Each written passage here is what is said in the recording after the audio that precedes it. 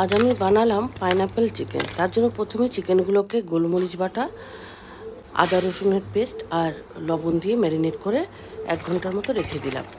এইবার আনারসগুলোকেও গোলমরিচ আর লবণ মেখে একটু ভেজে নিলাম। ঠিক এইভাবে এতটা বেশি ভাজা হলে আবার জল বেরিয়ে যাবে, তো অল্প ভাজা এরকম করে নিলাম। তারপরে কড়াইয়ে এই তেলেই একটু পেঁয়াজ ভেজে রাখলাম।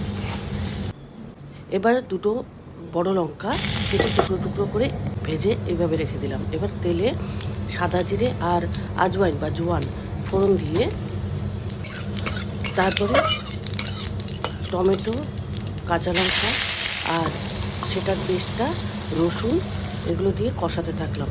সঙ্গে হলুদ আর লঙ্কার গুঁড়ো দিয়ে দিলাম।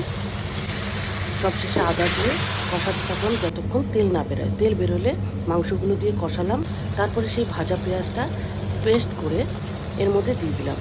কষানো হয়ে গেলে তারপরে লঙ্কাগুলো দিয়ে দিলাম। লঙ্কাগুলো দিয়ে আবার কিছুক্ষণ কষালাম। তারপরে ঠিক জল দেওয়ার আগ মুহূর্তে আনারসগুলো দিয়ে বা পাইনাপেলগুলো দিয়ে একটু জল ঢেলে দিলাম, বেশি যাতে সেদ্ধ তো ম্যারিনেট করা আগে ছিল বলে সেদ্ধ হয়েই গেল। তো সেভাবে এবার লাস্টে গোলমরিচ গুঁড়ো আর কেনা গরম মশলার গুঁড়ো দিয়ে রান্নাটাকে কমপ্লিট করলাম। তো দুপুরের ভাতের পাতে এইরকম একটা আনারস দিয়ে চিকেন বা পাইনাপেল দিয়ে চিকেন অদ্ভুত লোভনীয় হয়।